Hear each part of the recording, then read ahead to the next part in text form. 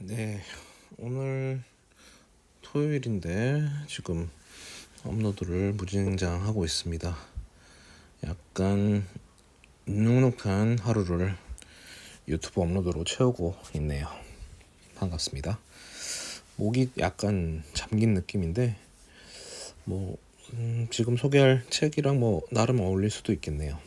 데미안이라는 되게 유명한 책이죠. 헤르만 헤세의 소설.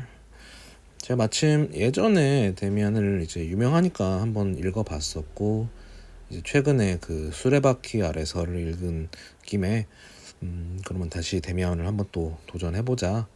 지금 읽으면 좀 괜찮겠지. 그때도 뭐 겉핥기식으로 여운이 남았던 것 같아요.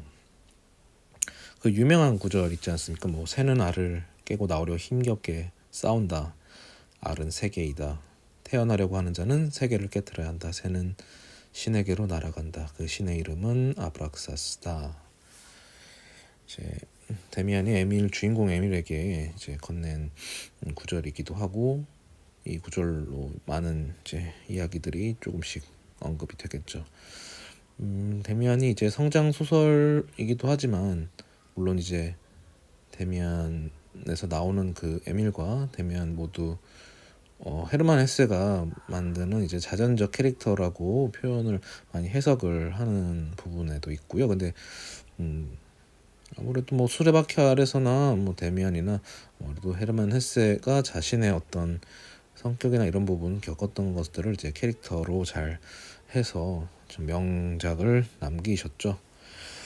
그래서 데미안이라는 책에 되게 상징성이 크다 보니까 제가 우연하게도 그냥 이제 드라마 프로듀서에서 이지은 배우가 신디 역을 맡았을 때도 이제 김수현 배우가 이제 극 중에서 데미안을 이제 잠자기 좋다고 해서 이제 건네죠.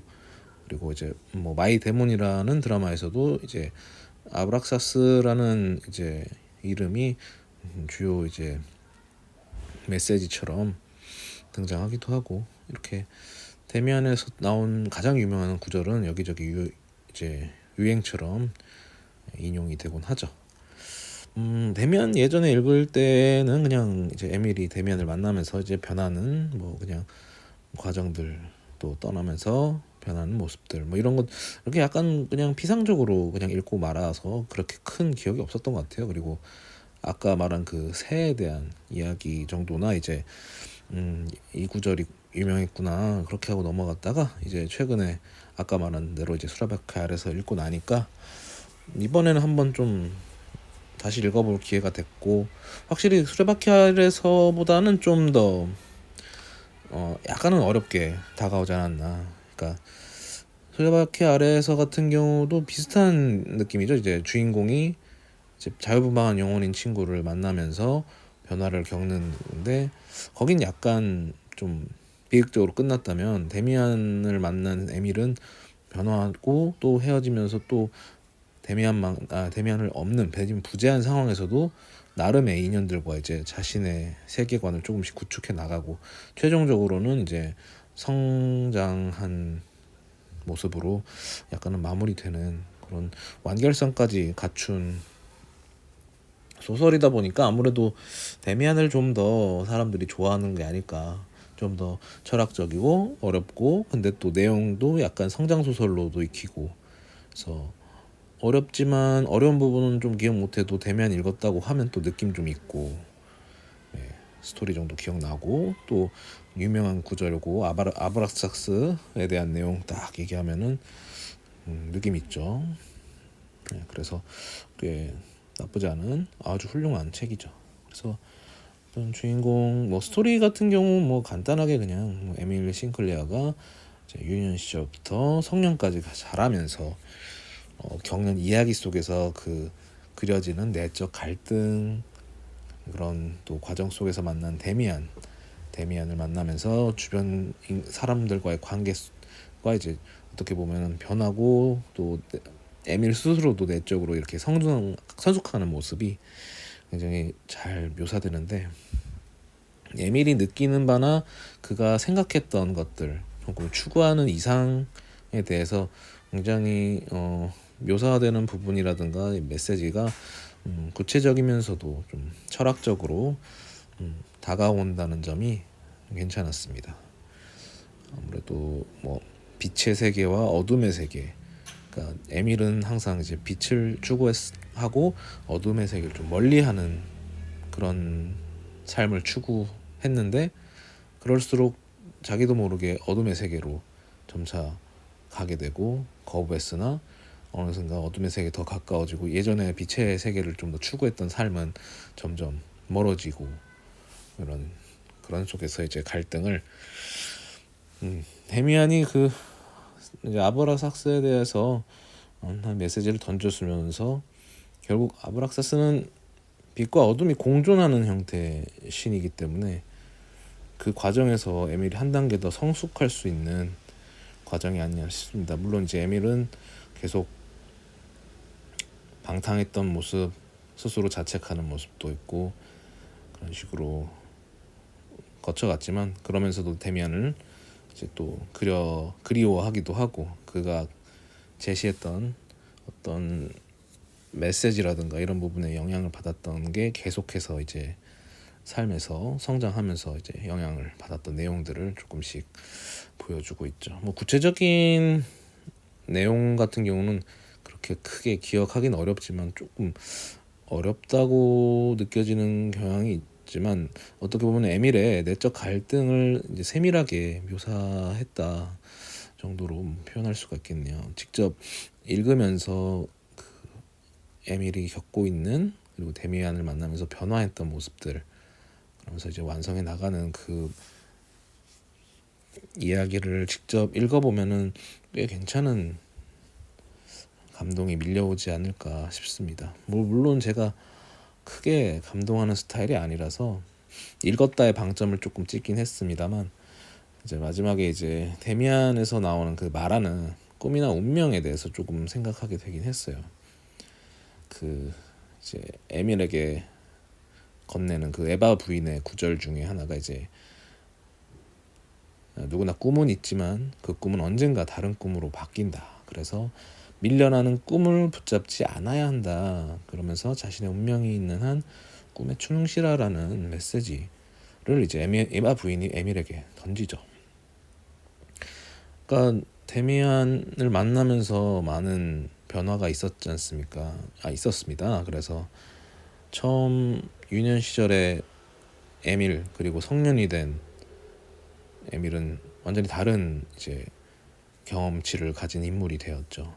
그 사이사이에 그가 겪어온 삶을 통해서 많은 것들이 변하고, 에바 부인이 말한 것처럼 어떤 꿈은 밀려나게 되고 또 다른 꿈이 찾아오고, 그러니까 꿈은 또 다른 꿈으로 바뀌고, 그런 식으로 이제, 하지만 거기서 이제 꿈에 충실하라, 까지 가지고 있는 한 꿈에서 충실하라는 말은, 꿈은 언제나 바뀔 수가 있고 대체될 수가 있는데, 꿈에 충실하자는 그 어떤 자신의 운명에 대해서만큼은 지킨다면 어떤 자기의 정체성을 잃지 않을 수 있다라는 걸 보여주는 건 아닐까. 그래서 저도 한번 꿈에 대해서 이제 많이 내려놓은 상황에서 이 부분에 대해서 조금 곱씹게 됐습니다. 내가 지금 꿈이 없는 상태인데, 예전처럼 진짜 꿈이 없다고 자꾸 말을 하다 보니까 이렇게 주저앉은 건지, 예전처럼 꿈을 자꾸 다른 꿈으로라도 바꾸면서 내가 좋아하는 그런 어떤 삶에 대해서 자꾸 충실하게 살아갈 수 있게끔 예전처럼 그렇게 살아야 되는 건 아닌지에 대해서 조금 약간 반성적으로 해당 구절을 좀 소화하려고 노력했던 기억이 납니다.